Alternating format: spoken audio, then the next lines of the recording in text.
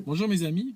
Alors aujourd'hui, avec l'actualité qui montre un bombardement assez intensif sur Gaza et avec des civils qui, comme pratiquement dans tous les conflits, payent le prix maximal, j'ai énormément de gens qui m'écrivent, je reçois pratiquement un email par heure, me demandant ce que je pense de cela. Alors vous savez mes amis, je vais vous le dire avec beaucoup de sincérité, je ne cherche pas à vous doubler ni rien du tout. J'aimerais que vous me disiez, vous, ce que sincèrement vous pensez de cela. Vraiment, j'aimerais que vous me le dites, parce que j'ai un problème. J'ai vraiment un problème. Je vais vous expliquer mon problème, mais peut-être que vous allez m'aider. Je vous demande de l'aide, d'accord? Dans cette vidéo, je vous demande de l'aide. Il y a très peu de temps, il y a 15 jours de cela, il y a des terroristes de 70 nationalités qui ont, en Irak et en Syrie, qui ont déclaré que l'Irak et la Syrie n'existent pas, qui ont déclaré que Dieu leur a donné la terre d'Irak et de Syrie. Et ce qui se passe, c'est qu'ils ont embarqué de l'arabo-musulman par camion entier. Des camions bennes pleins d'êtres humains, mes amis. Des camions bennes pleins d'arabo-musulmans qui ont été ramassés et ils les ont emmenés dans le désert et ils les ont exécutés.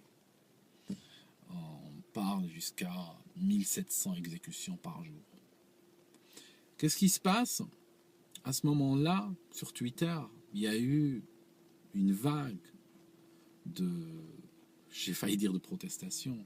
En fait, il y a eu une vague de soutien pour ces terroristes-là. Ils ont reçu, les gens leur faisaient des dessins, les gens se photographiaient partout avec leur passeport, avec leur photographiés en Europe, partout. Des enfants, les gens se sont photographiés avec leurs enfants, avec des dessins d'oiseaux, avec des dessins, comprenez, pour les soutenir. Donc,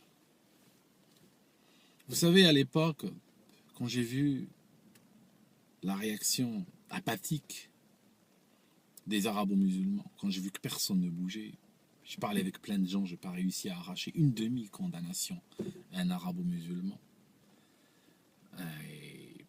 J'ai eu une mauvaise pensée. J'ai une mauvaise pensée, je vais vous dire laquelle sur le moment. Je suis en train de tout vous avouer maintenant. J'ai rêvé, c'est très mal ce que je vais dire. J'ai rêvé que les Israéliens remplissent un camion d'arabo-musulmans et aillent les exécuter sur un terrain vague en levant le drapeau d'Israël et en mettant la chose en ligne, en mettant la vidéo en ligne. Pourquoi j'ai rêvé qu'ils fassent ça? Je sais qu'ils ne le feront pas, ce n'est pas leur genre. Il n'y a qu'un arabo-musulman pour faire ça, vous avez bien compris. Un autre arabo-musulman. J'ai rêvé qu'ils fassent ça parce que je me suis dit, ils nous rendraient service. Parce que probablement ça réveillerait les consciences des peuples arabes. Ça leur permettrait de voir que mettre des gens dans des camions et aller les exécuter dans un terrain vague est mal. Mais malheureusement, du moment que c'est fait avec sous la bannière d'Allah, on peut tout rendre bien. On a même un imam saoudien qui a dit qu'ils peuvent même coucher avec les muharramat, ça signifie leur mère ou leur sœur s'ils ne trouvent pas d'autres musulmanes à violer, qu'ils peuvent coucher avec leur sœur, ces terroristes. On est en train d'aller vers des niveaux, mes amis, que personne dans l'humanité n'a atteint. Et donc, je n'ai pas reçu, à cette époque-là, je n'ai pas reçu d'email d'arabo-musulmans inquiets, outrés, choqués, ou quoi que ce soit. Et donc, soudainement, maintenant, tout à coup, quand les Israéliens sont en train de bombarder Gaza, soudainement, vous avez un problème. Alors, j'ai envie de vous poser la question. Sincèrement, je vous pose la question. Je vais vous dire, je m'en fiche des formes aujourd'hui, je vais vous la poser directement. Telle que je la pense, telle qu'elle vient dans ma tête, je vous la pense. Mais je pense que vous l'avez déjà prévu, cette question-là. Est-ce que vous êtes, en général, contre qu'on tue des arabo-musulmans? Moi, je suis contre. Je vous réponds. Moi, je vous donne ma réponse. Je suis contre. Ou bien est-ce que vous êtes juste contre que ce soit des Israéliens qui le fassent, que ce soit des Juifs qui le fassent, allez encore mieux parce qu'il y a des Israéliens qui ne sont pas Juifs, qui sont Arabes par exemple. Ou bien est-ce que vous êtes contre que ce soit des Juifs qui le fassent? Donc je vous repose la question sous une autre forme. Est-ce que vous êtes vraiment choqué? Est-ce que vous êtes vraiment de cœur avec ces gens qui sont en train de mourir? Ou est-ce que c'est juste une opportunité de vous utiliser pour exprimer votre sentiment anti-juif?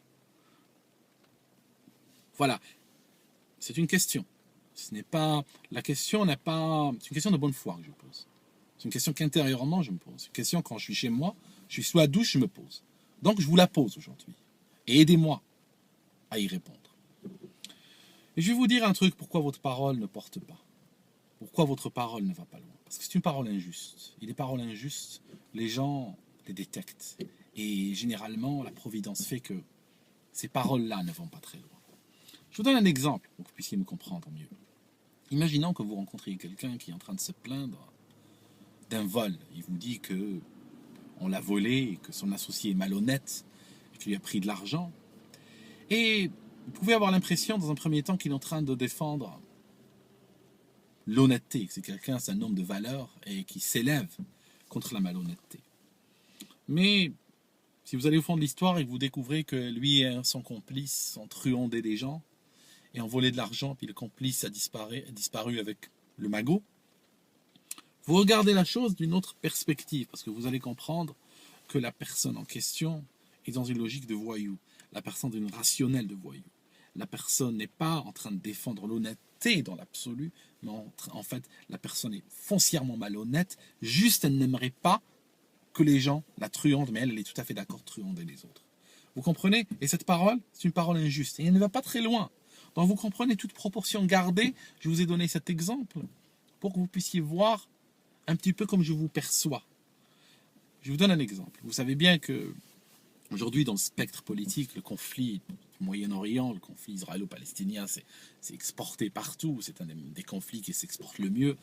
Et chacun a sa position là-dessus. Et en fait, vous remarquez que le paysage politique s'est divisé généralement en deux courants. Il y a un courant pro-israélien et il y a un courant pro-palestinien. Le pro-israélien va défendre, on va dire, les intérêts israéliens de manière aveugle. Le côté pro-palestinien, en général, a peut-être un petit peu de sympathie vers les Palestiniens et essaye de grappiller des petits droits pour eux à droite, à gauche. Quand les arabo-musulmans en France ont voté, ils ont voté pour qui? Ils ont voté pour un parti qui est 100% pro-israélien. Alors bon, il faut être logique, mes amis. D'un côté, vous êtes en train de nous faire littéralement une crise d'hystérie pour les Palestiniens. Mais comment vous arrivez à concilier ça avec le fait que la majorité des arabo-musulmans votent PS? Franchement, dites-moi, j'ai pas envie de devenir malade de ma tête. Parce que, probablement, le PS, il est très généreux en termes d'aide sociale. Le PS est généreux en logements sociaux, en aides diverses. Voilà pourquoi. D'accord? Donc, le Palestinien, votre ami palestinien, vous l'avez vendu. Vous l'avez vendu à quoi? Vous l'avez vendu pour des aides sociales. Et d'accord, et maintenant vous venez me faire de l'hystérie. Alors, c'est pour ça que votre parole ne porte pas. Vous comprenez? Parce que personne ne vous respecte. Parce que vous n'avez pas une parole de justice. Autre exemple. Quand 3 jeunes Israéliens se sont fait kidnapper, assassiner froidement, 16, 19 ans, combien vous étiez à réagir? Combien vous étiez à dire que c'est mal ça? Que c'est mal d'assassiner, de ramasser des jeunes enfants littéralement et aller les assassiner? Ils n'étaient pas belligérants dans un conflit ou autre. C'est juste des enfants qui faisaient du stop. J'ai eu mal pour eux, j'ai eu mal pour leur famille. J'aurais aimé qu'ils reviennent dans leur famille, qu'ils reviennent dans leur peuple. Pour eux d'abord. Mais aussi parce que je ne voulais pas que ceci mette cette région encore dans une logique de mort, dans une logique de vengeance. Mais j'ai écouté personne condamner ça à l'époque. Après, il y a un Palestinien qui s'est fait tuer. J'ai eu mal pour ce Palestinien. Je savais le prix qu'il était en train de payer. Et j'ai espéré que ce ne soit pas des juifs qui les tuaient. Vous savez pourquoi? Parce que je ne voulais pas l'escalade. Mais en fait,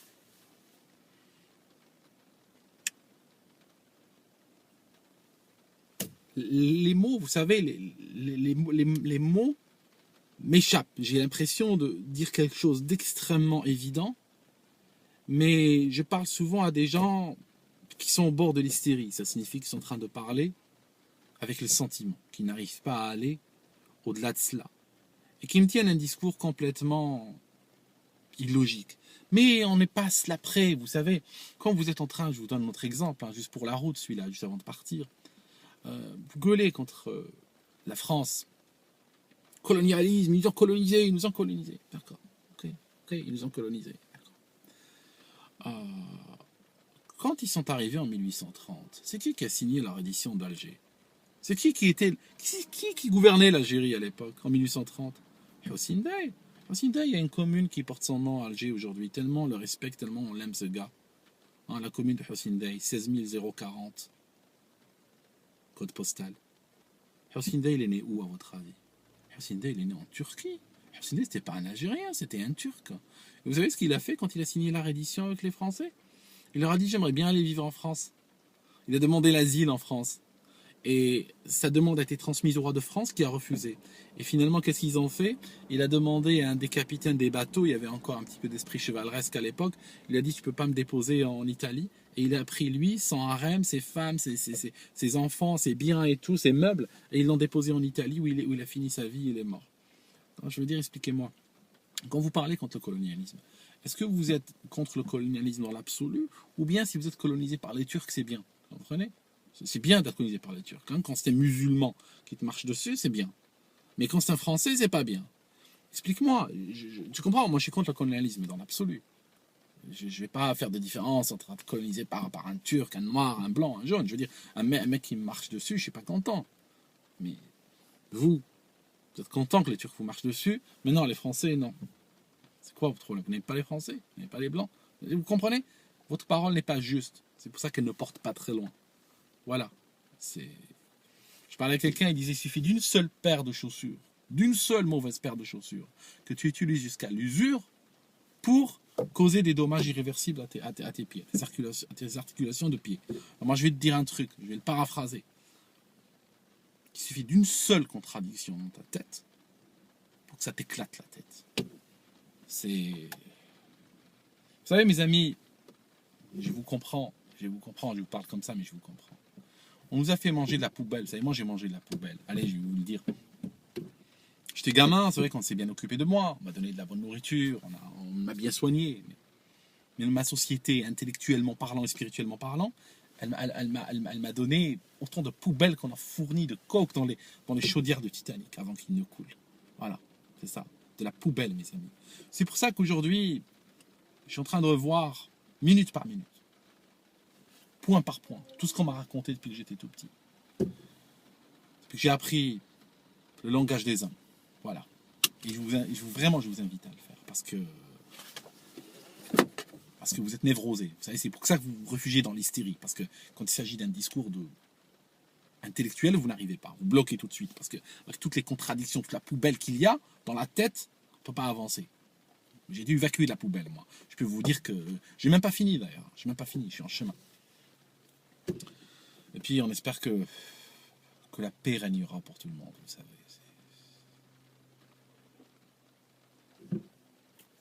À plus tard.